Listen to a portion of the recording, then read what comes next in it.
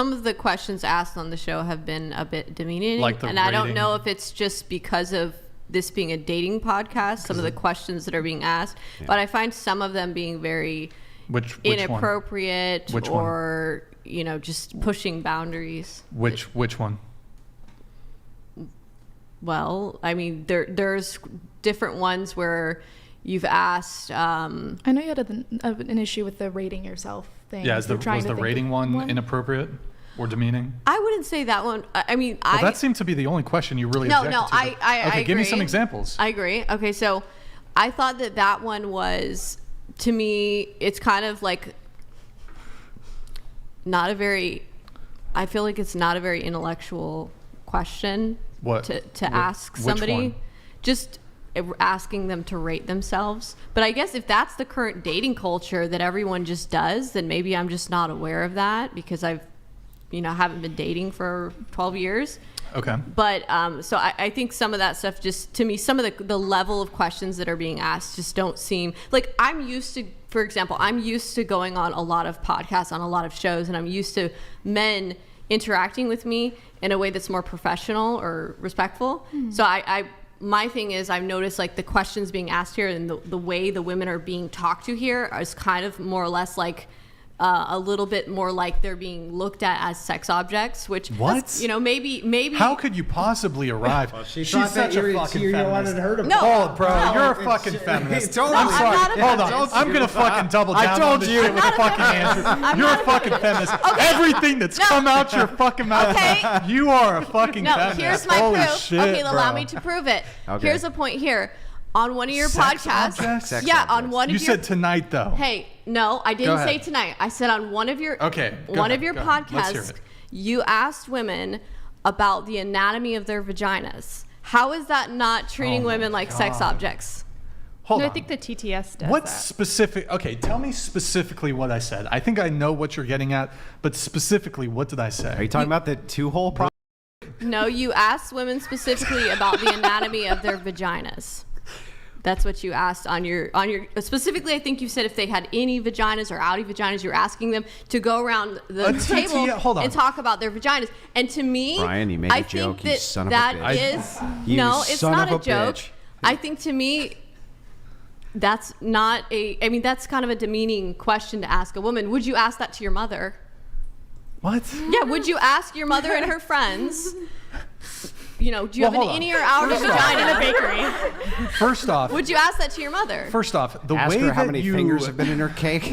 Yeah, call up your mom right now and ask her if she has an innie or outie vagina. Well, hold on. The question. I mean, is that appropriate? Are you going to let me answer Are you going to let me answer the question? Go ahead. Or are you just going to continue yapping on, as Andrew says here? Okay, go ahead. Okay, the way that you conduct yourself in any scenario is going to vary based on the relationship dynamics that exist. For example, we're all actors to some degree. The way that I might conduct myself, or that I might have conducted myself when I was in school, for example, and there's a teacher, I'm going to conduct myself much differently than when I'm among my friends. Mm-hmm. Or the way you conduct yourself at work is much different than the way you might conduct yourself with, again, a friend group or your girlfriend, for example. So would I ask my mom about, first off, I'm kind of, you bringing my mother into this is sort of insulting in its own right. But no, to answer your question, I wouldn't ask her this question. But this is a dating podcast. We regularly talk about sex-related things, dating-related things. Now, to actually address the initial point that you made about that I was asking that question, you're actually just full-on erroneous. You're just wrong, and you're actually, it's very disingenuous. Just like, how is it disingenuous? Hold on. Just like when we were saying she should bow, you made this like false accusation that our intention was to be predatory and see down her shirt, which actually wasn't the case at all. You said bow towards the camera? I'm about to destroy your fucking position. All right. A TTS came in and asked the question. It wasn't me. It was a TTS that said, innies or outies, ladies. If I'm recalling, it was the previous show, I'm pretty sure. Nick, you might recall. Yeah. Spencer, you might recall. Madison, you might recall. It wasn't me just like out of the ether asking the question. A TTS asked it. And I was almost like hesitantly like, do you get, like, I was kind of, it's obviously a bit uncomfortable to ask somebody about their genitalia. But out of respect for the TTSer, I was like, okay, fuck it, I guess. So it's a bit disingenuous for you to say that it was me asking when I was just entertaining the person who asked the question via the TTS. Right. I mean, do you have to ask And I all told the girls, questions? I'm pretty sure I told the girls, you don't have to answer the question. And in fact, Andrew, I think you were there too in the call-in. Yeah. So it's just a little bit unfair. You've done some very unfair characterizations. But don't you think that is an inappropriate question to be asking? How this Right, always but- works is like this, and I've watched this now. I think, by the way, I made history tonight because I think that I'm the most recurred. You are the most recurring guest on the show. Ever history. What do you know? Anyway, I've seen this so many times now. But what Brian always does is he will stop on a question if you don't want to answer it, and he might ask you your reasoning. And if your reasoning is silly, he might argue back and forth. He never actually tells women they have to answer the question. He'll just argue if they're giving a reason why they won't. That makes no sense. And if I recall, don't see why that's a problem. If I recall correctly to that actual question, mind you, if I recall, I think none of the women answered, and I left it at that. Yep. Just asked it from the TTS. But okay. But I mean, on a dating podcast, you're going to talk about sex. You're going to talk about all that kind of stuff. I mean, that's what the whole point is. Like, I get it. It's not comfortable to be in a room full of fucking degens talking about sex all the time. But if you want to get your message to people, you want to go. Would you ask that on a first date to a girl? Yeah, bro. If she had any. Pull up Big Labia Matter. Pull that shit up. Fuck it. I'm not. Hashtag Big Labia Matter. For me, those types of things, I don't give a shit. I don't give a how many, this has happened or that or what you rate. Like, those things for me are the least important thing from my perspective for the podcast. I don't care. That's not what I'm here for. I'm here to give ideological pushback. I'm just saying to you, I understand on a dating podcast, it makes sense why those questions would be asked. That's all. Girls ask me if I'm a munch. That's a munch. You don't want to. I don't even know. You don't want to know. You don't know? Wait, Renee, why don't you tell us, Renee? Wow. Renee, why don't you tell us? You guys need feminism. A munch is just a certified eater. Oh my You just invite him over to eat you out. That's it. That's Nothing else. fucking disgusting. Hey. Do you have that? No, I just know what it is. You call it an eater? Well, they Wait, call is it. that the thing that People call it a munch. is that the thing that Ice Spice talks? Yeah. Yeah. You thought I Oh was my feeling you? God. You're just a munch. You're just eating my coochie. That's Oh all my they god, say. I thought it was like a Cheeto. Like, What? Foul creature. But like, hold on, Millie, do you see why me and Andrew might think you're a feminist? Because you've used a bunch of buzzwords: sexual objectification. What was the other? Demeaning. Is it well, here's the question. Is it impossible to be sexually objected to a man or a woman?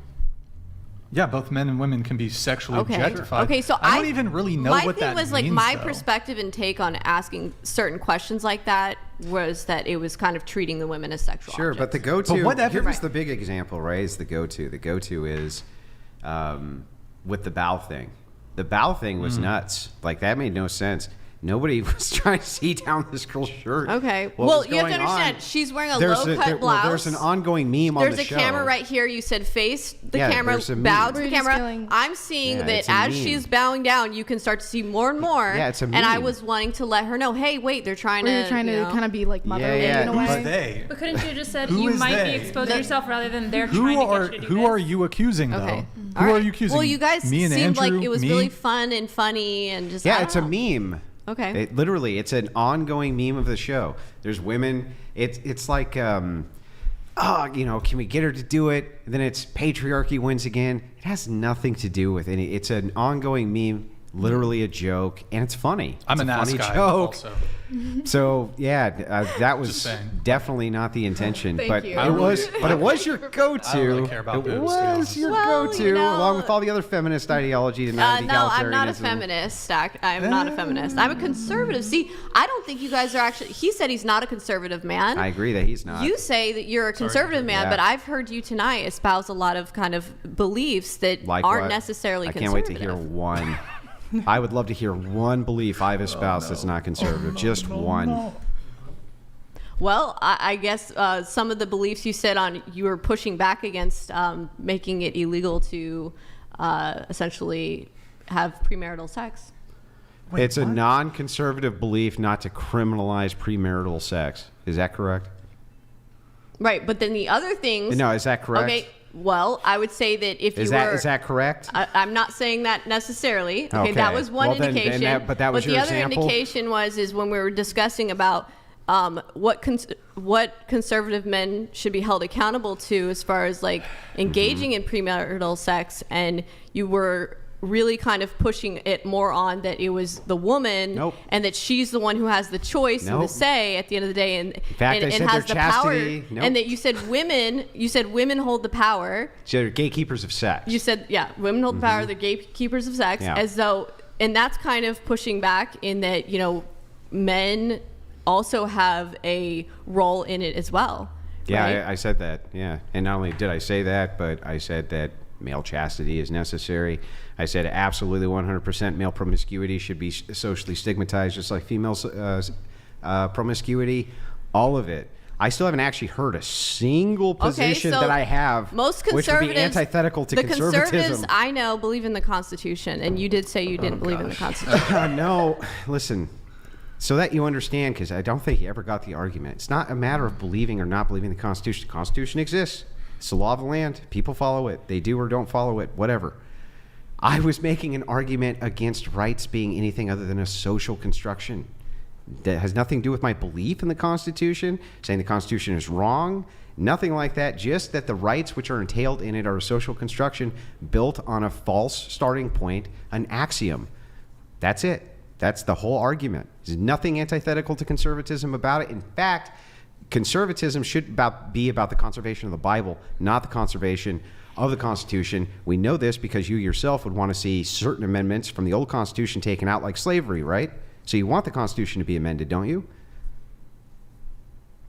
Well, it already has been. Right. And you would like that, right? That's not a bad thing. Yeah, but But we don't I want the respect Bible the amended. Constitution as it stands today, and the values that it has. Yeah. And it did kind of sound like earlier you were essentially arguing and undermining. Well, there's the lots in the Constitution I don't like. Yeah, totally. Tons of things in it I don't like that I think suck.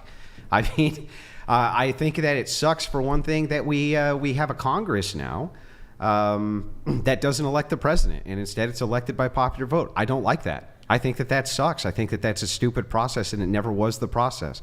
I don't like the fact that we have expanded suffrage, and we're continuing to expand suffrage. That's a bad system. There's lots of systems I can point to that are superior. Tons of things in it I disagree with.